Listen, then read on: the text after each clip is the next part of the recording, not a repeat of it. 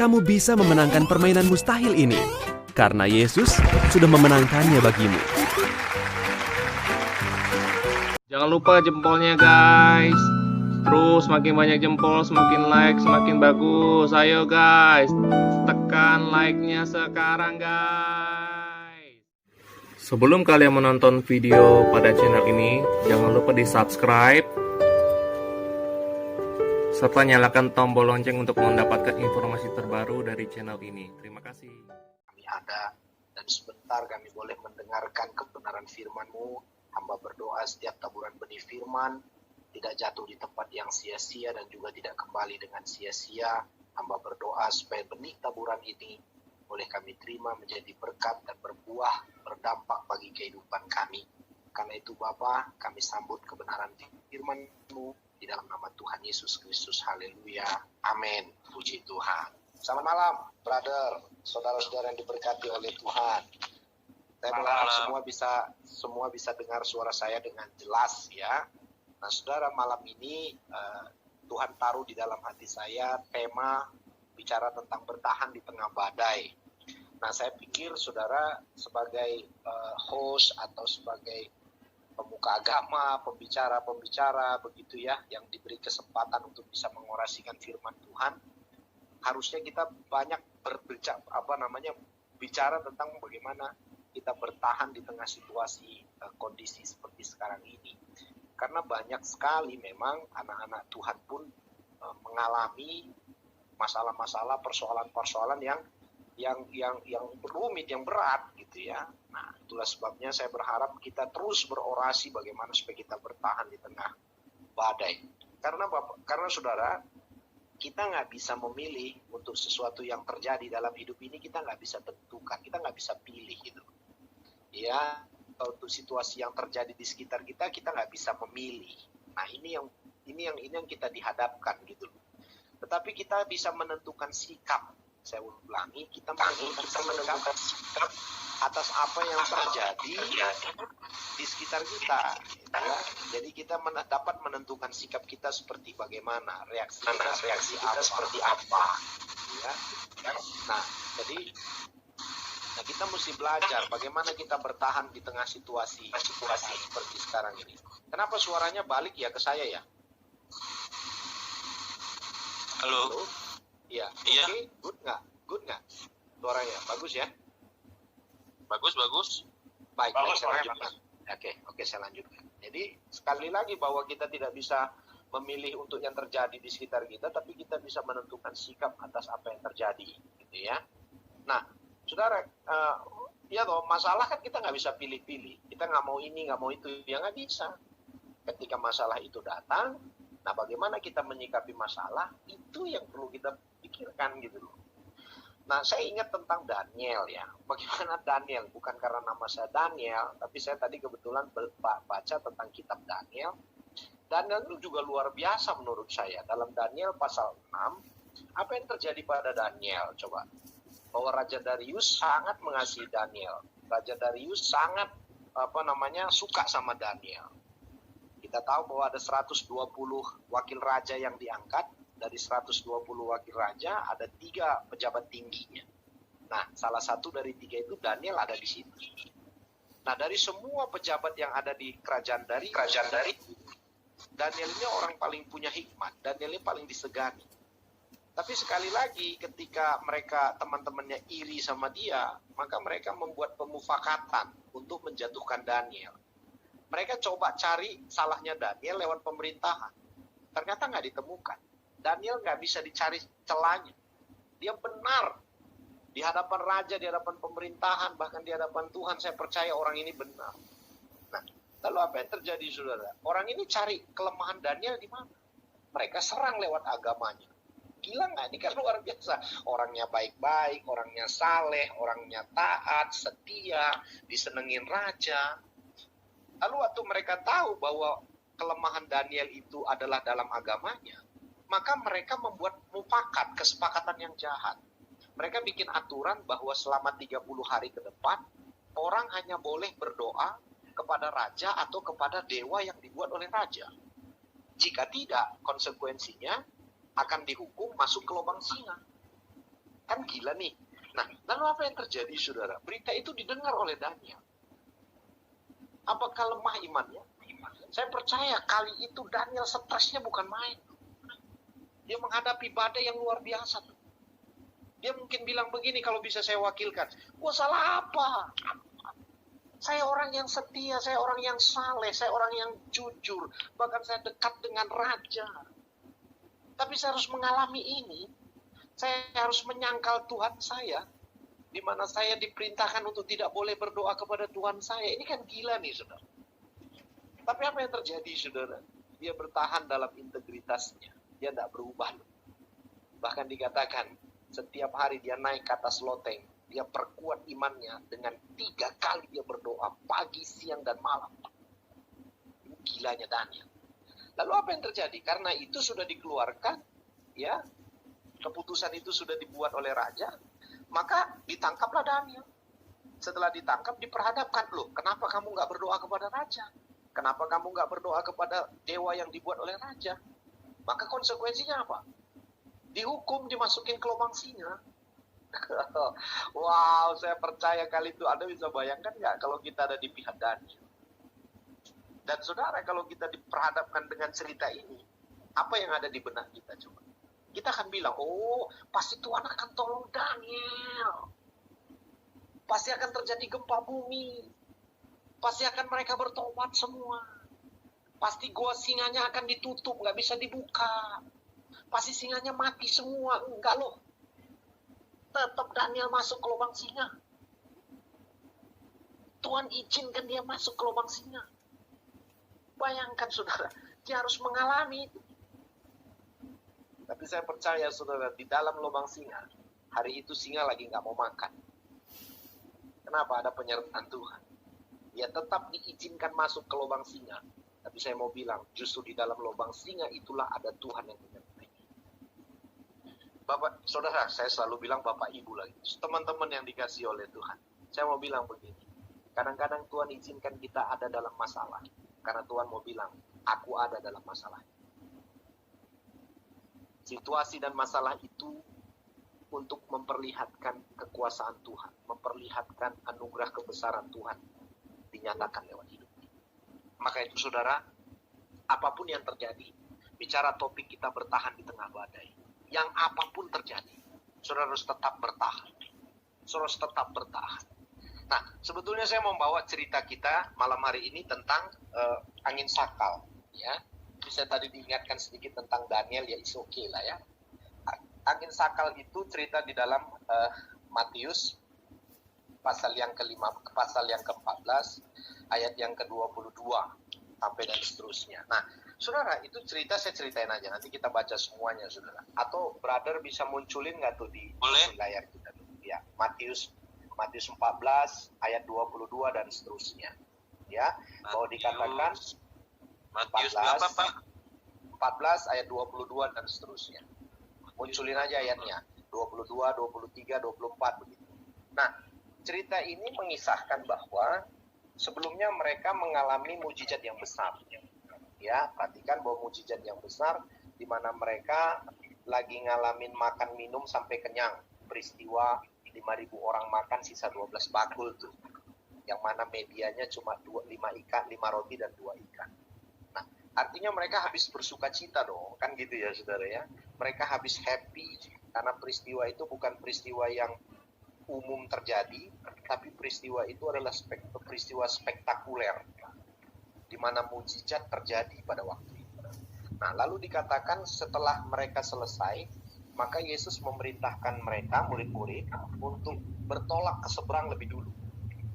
Ya, ayat 23, 24, begitu ya. Nah, bertolak ke seberang, dan Yesus mau naik ke atas bukit. Ngapain Yesus ke atas bukit? Yesus mau berdoa. Ya, tetapi kira-kira ayat 24, waktu mereka mendayung perahu itu beberapa mil jauhnya, ya, dari pantai, dan tiba-tiba mereka diombang-ambingkan oleh gelombang angin sakal, dikatakan di sana. Nah, kalau kita lihat ceritanya, jam waktunya, nah, coba lihat dulu ayat 25-nya. 25-nya kira-kira jam 3 malam. Datanglah Yesus kepada mereka berjalan di atas air. Ini yang menarik sebetulnya buat saya. Kenapa Yesus datangnya jam 3 malam? Kalau kita mau runut ceritanya, saudara tahu bahwa peristiwa yang makan 5.000 orang itu harinya waktu sore hari. Perhatikan ya. Jadi karena dikatakan menjelang malam, berarti belum malam, masih sore. Berarti mereka makan malam. Katakanlah mereka makan malam. Makan malam selesai beres, bilanglah jam 9 malam. Kan begitu ya saudara ya. Lalu setelah jam 9 malam, mereka disuruh bertolak ke seberang, ya, dan masih jalan beberapa mil, berarti belum lama, ya. Dan di tengah mereka lagi berjalan ke seberang itu, angin badai datang. Coba kira-kira kalau kita buat kira-kira, itu kira-kira waktunya jam berapa tuh? Bisa jam 10, jam 11, katakan jam 12, begitu ya. Karena tadi saya searching di Google, angin Saka itu kira-kira jam berapa, nggak ada, nggak muncul. Tapi coba kita prediksi lah, kurang lebih jam 10 malam, jam 11, jam 12, jam 1, jam 2. Oh bisa Yesus datangnya jam 3. Saudara, ya toh? Sampai mereka harus ketakutan dulu. Mereka sampai, waduh, sampai putus asa. Bahkan sampai saking putus asanya, waktu Yesus berjalan di atas air, mereka bukan lagi itu melihat Yesus, tapi mereka lihatnya hantu. Coba tuh di ayat berapa tuh? Di ayat 26 coba. 26. Ketika murid-murid melihat dia berjalan di atas air, mereka kejut dan berseru, itu hantu. Kenapa? Lalu mereka berteriak-teriak karena takut. Jam 3 pagi, bos. Lama banget. Itu perahu diombang-ambingkan kelamaan, lama banget. Lihat, nanti saya mau bawa kemana cerita ini gitu ya, saudara ya. Tapi 27 Yesus bilang apa? Tetapi segera Yesus berkata kepada mereka, tenanglah, aku ini atau ini aku, jangan takut. Nah lalu ayat 29, 28, Petrus coba bereksperimen. Petrus ini memang orangnya temperamen nih. Lalu dia bilang, kalau memang itu engkau Tuhan, suruhlah aku datang berjalan di atas air.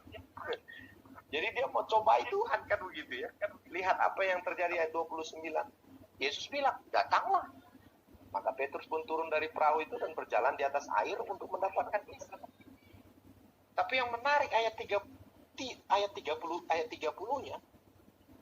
Tapi ketika dirasanya tiupan angin itu, takutlah ia dan mulai tenggelam, lalu berteriak, Tuhan tolonglah.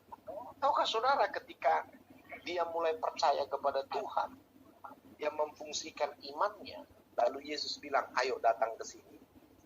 Imannya itu punya daya cipta. Kenapa saya bilang imannya punya daya cipta? Waktu dia percaya, dia teguh, dia kuat, dia beriman kepada Tuhan. Berjalan di atas air tuh dia. Keren itu, saudara. Tapi mulai dia rasakan angin itu, dia mulai kedinginan, dia mulai sadar bahwa dia ada di atas air, dia mulai takut, dia mulai khawatir. Apa yang terjadi, saudara? Kekhawatirannya itu membuat dia tenggelam. Kekhawatiran dia itu membuat dia jatuh. Tapi berita baiknya saya mau bilang begini, ayat 31. Segera Yesus mengulurkan tangannya dan memegang dia dan berkata, hai orang yang kurang percaya, mengapa engkau takut? Mengapa engkau takut? Jadi sekali lagi teman-teman yang dikasihi oleh Tuhan, saya tidak tahu, mungkin kita juga saat ini sedang berada di, bisa dikembalikan bro, dikembalikan aja, dikembalikan aja.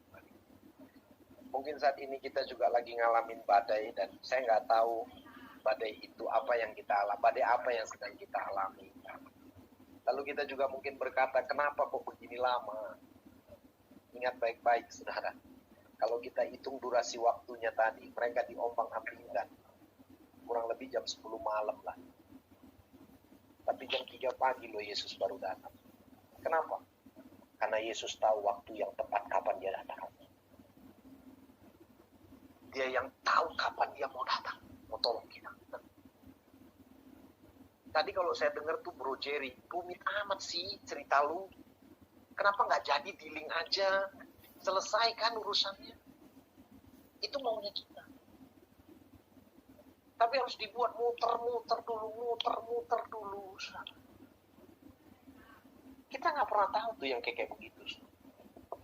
Tapi saya percaya, waktu waktu Tuhan adalah waktu yang tepat untuk menolong anak-anaknya.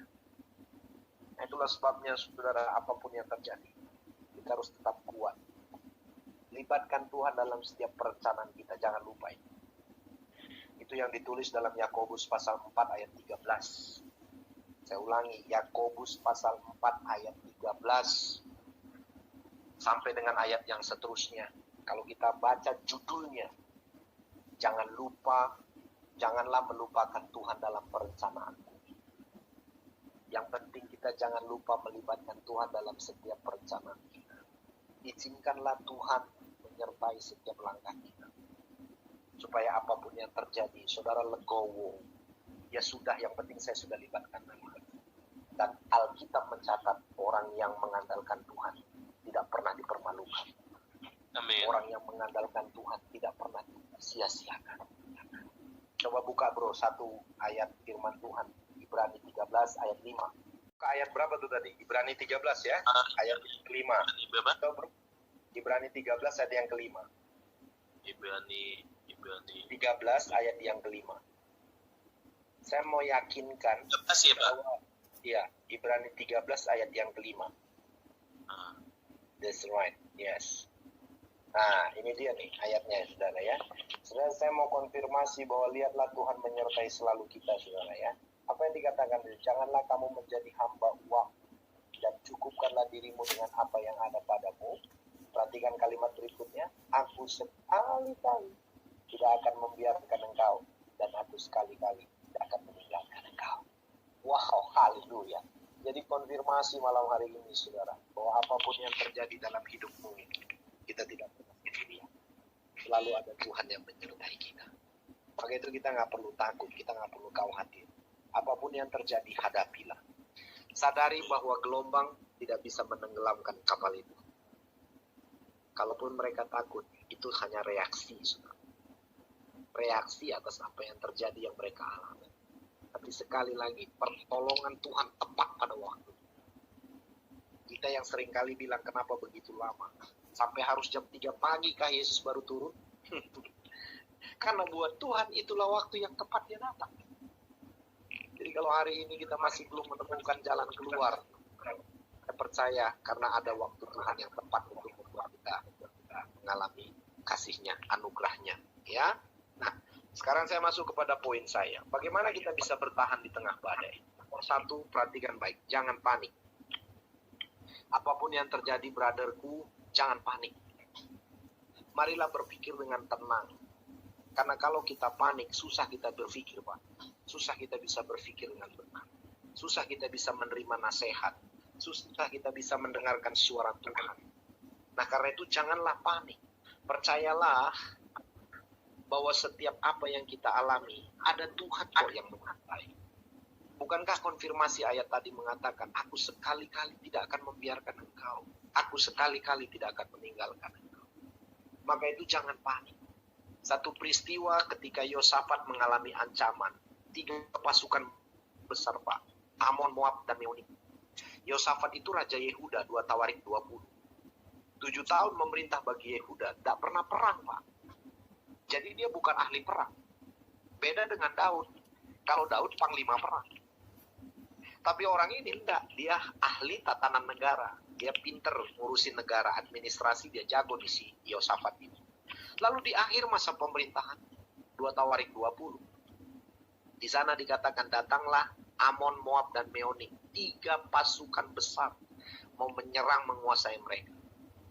Secara manusia Yosafat takut, Pak. Manusia dia panik. Ayat yang ketiga dari 2 Tawarik 20. Yosafat menjadi takut. Takut itu kan reaksinya dia. Karena dia bilang, gua gak pernah perang. Bagaimana gua bisa menghadapi laskar yang besar itu? Tapi lihat, saudara. Dia tidak izinkan rasa takut itu menguasai dia. Dia tidak izinkan rasa kepanikan itu menguasai dia. Kalimat berikutnya dari ayat 32 Tawarik 20 dia bilang, lalu Yosafat mengambil keputusan untuk mencari Tuhan. Sehingga ayat 12-nya dia dapat berkata, Tuhan, saya tidak punya pengalaman, saya tidak punya kekuatan untuk melawan laskar yang besar ini. Tapi mataku tertuju kepadamu. Dan akhirnya saudara apa yang terjadi di akhir cerita itu, saudara? Ini lucu loh, perang kagak dapat berkat dia. Nanti Anda bisa baca sendiri, saudara ya. Nah, karena itu jangan panik. Apapun yang kita hadapi hari-hari ini, saudara, situasi, badai, gelombang yang mungkin mengombang-ambingkan kehidupan kita, pekerjaan kita, usaha kita. Satu hal, jangan panik. Bukankah Mazmur 91 juga berkata, Tuhanlah tempat perlindunganku dan kubu pertahananku. Tuhanlah yang menjadi pertahanan kita, Bapak Ibu. Bapak Ibu lah gitu. Saking semangatnya, saudara. Ya, jadi Tuhanlah yang akan menjadi tempat pertahanan kita, teman-teman. Jangan panik. Saya percaya waktu kita tenang, Amsal berkata, dalam situasi tenang terletaklah kekuatanmu, kata Amsal. Maka itu saya pesan bahwa bagaimana supaya kita bertahan dalam situasi apapun, bertahan di tengah badai. Pertama, jangan panik. Yang kedua, kita menyadari bahwa segala sesuatu itu ada waktunya. Percayalah, segala sesuatu itu ada masanya. Alkitab jelas mengatakan dalam Pengkhotbah pasal 3 bahwa segala sesuatu yang ada di bawah kolong langit ini ada waktunya. Kalau hari ini kita mungkin mengalami pandemi COVID-19, saya percaya ini juga ada waktunya, ada masanya. Maka itu jangan khawatir, saudara. Ya, tujuan saya ngomong begini apa? Supaya kita itu jangan lemah dengan intimidasi, isu-isu, informasi-informasi yang membuat kita bukan makin kuat, tapi membuat kita makin lemah. Jangan goyah dengan itu. Sadari bahwa semua ada masa. Maka itu jalani saja, nikmati saja, syukuri saja. Karena kita percaya segala sesuatu apapun yang terjadi, ada waktunya di bawah kolong langit. Ada waktu orang menanam, ada waktu orang menuai. Ada waktu menyiram, ada waktu untuk panen dan sebagainya. Ada satu ayat Roma 28 ayat 8. Coba dimunculin, ini ayat gue pengen lihat. Supaya kita semua baca. 28 ayat 8 bro. 28 ayat 8. Ya, sebentar lagi. Kita enjoy aja. Roma 28. Saya tunggu sampai dapat tuh ayat. Biar kita lihat ada satu rahasia yang penting buat kita ketahui dari ayatnya. Roma 28 kayaknya bro. 28 ya? Roma 28. Kita tahu sekarang itu loh. Roma 28 ya? 28 Roma enggak ada. 28. Nah, Roma 28 kali. 8? Roma 8. Ini. Nah, itu Roma 8. Nih. Lu kasih stabilo sih, kita fokus di stabilo tuh. Iya. Sama. Oke. Roma 8 ayat 28 tuh bilang apa? Kita tahu sekarang. Kalau kita tahu sekarang tuh kapan? Ya sekarang. Ya. Apakah kalau kita tahu sekarang itu bicara bahwa kita lagi ngalamin badai? Lagi ngalamin gelombang? Lagi ngalamin masalah? Enggak. Kalau kata kita tahu sekarang, berarti kita sudah melalui badai. Loh, bener nggak? Saya ajak diskusi teman-teman sebentar. Betul apa enggak? Halo? Iya. Iya, betul nggak? Kalau kata kita tahu sekarang tuh pada waktu kapan ya, brother-brother? Pada waktu kita sudah selesai melalui badai, bukan? Iya dong, setuju dong. Iya, sekarang. Iya, karena kita tahu sekarang. Apakah itu lagi kita ngalamin badai atau sudah selesai badainya? Itu pertanyaan saya. Sudah berlalu. Sudah berlalu. Makanya ayat itu bilang, kita tahu sekarang. Apa itu yang sekarang? Bahwa Allah turut bekerja dalam segala sesuatu. Untuk apa? Mendatangkan kebaikan. Kepada siapa? Bagi mereka yang mengasihi Dia dan sebagainya. Nah, jadi teman-teman yang dikasihi oleh Tuhan, saya percaya saudara, apapun yang terjadi hari-hari ini, pasti ada masanya. Semua akan berlalu. Sehingga kita dapat berkata, aku tahu sekarang bahwa Allah turut bekerja untuk mendatangkan kebaikan dalam hidupku. Puji Tuhan, haleluya. Nah, jadi poin yang pertama tadi bagaimana supaya kita bisa bertahan di tengah badai. Pertama, jangan panik. Yang kedua, menyadari bahwa semua ada waktunya. Maka itu enjoy aja, asik aja, jalani saja, nikmati saja, berupayalah untuk mengucap syukur dan sebagainya. Dan yang ketiga, fokuslah kepada Tuhan. Fokuslah kepada Tuhan, bukan kepada masalah yang terjadi. Bisa nggak kita mengarahkan fokus kita hanya kepada Tuhan?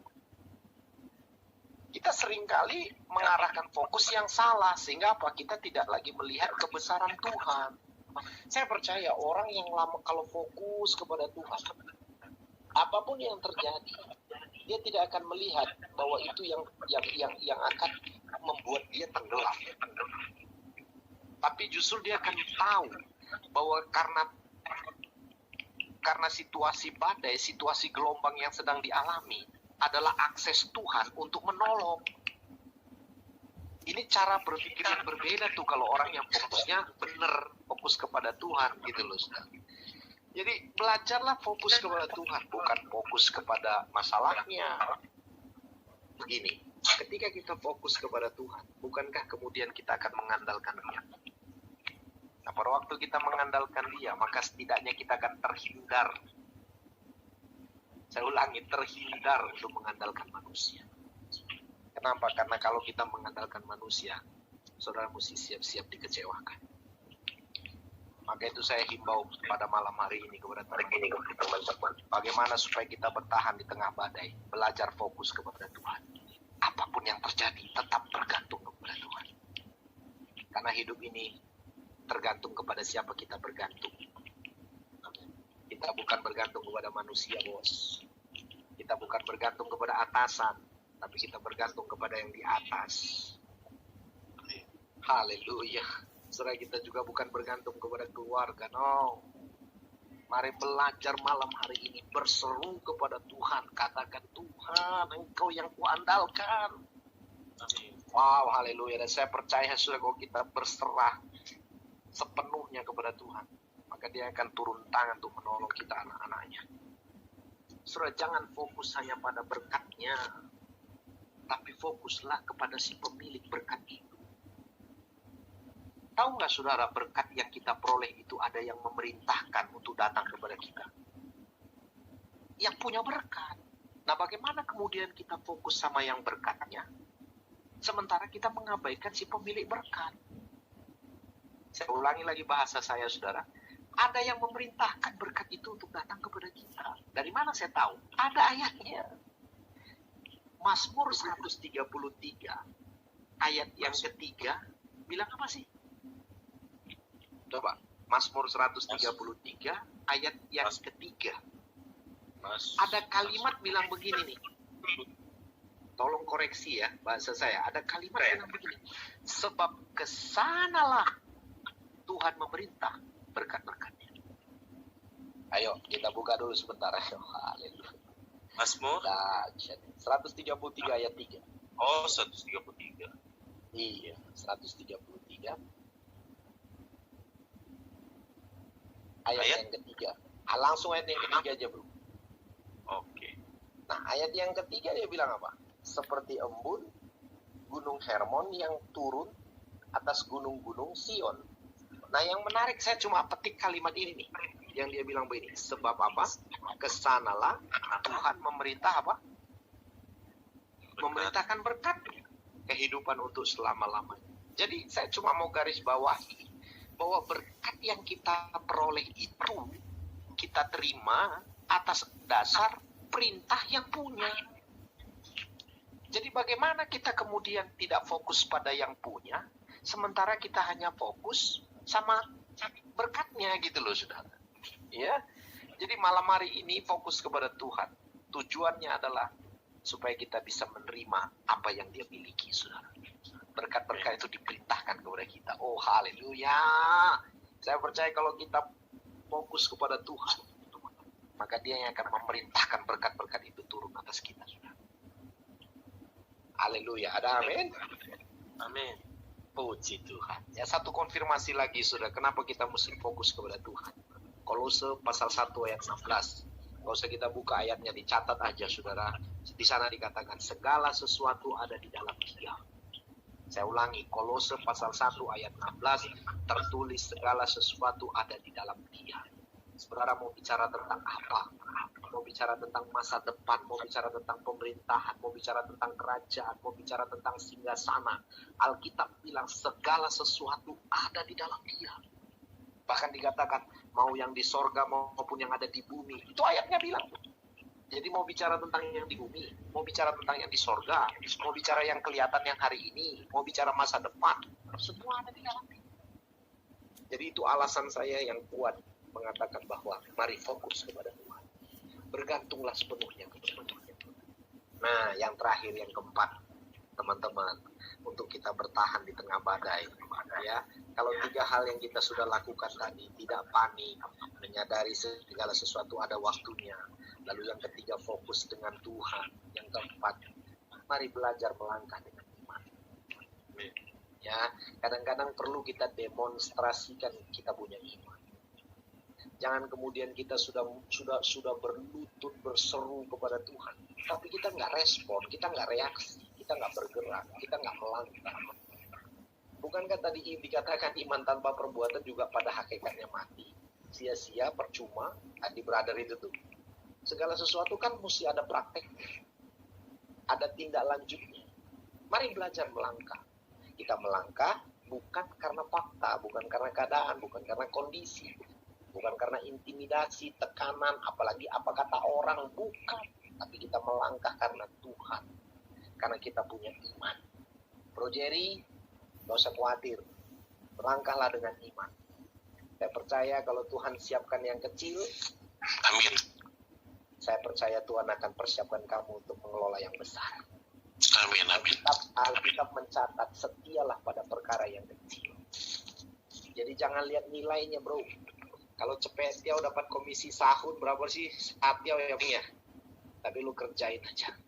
Karena saya percaya ada berkat-berkat yang besar ketika engkau setia mengelola yang kecil ini. Amin. Haleluya, betul ya. Nah, Amin. kalau kita sadari itu, saya percaya.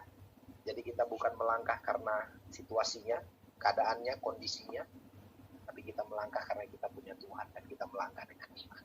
Amin. Apapun yang terjadi, enjoy saja.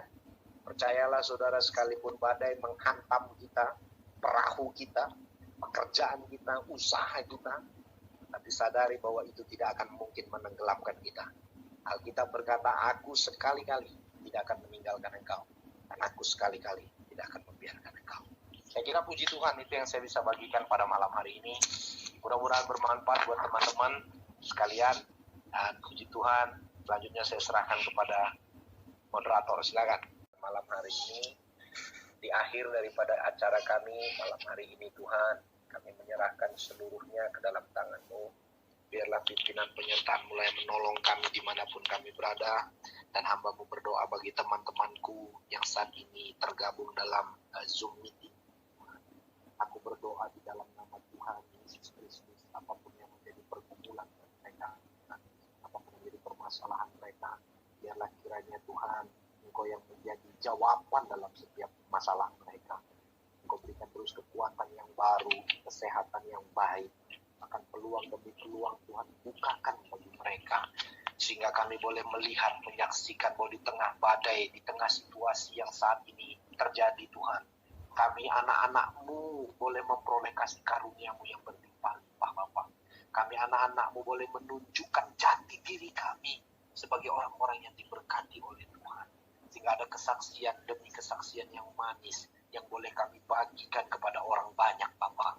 Bapa, Engkau yang membedakan setiap kami anak-anak-Mu. Tuhan, kami telah mendengarkan kebenaran firman-Mu, bahwa dalam situasi apapun Tuhan, Engkau tidak pernah membiarkan kami.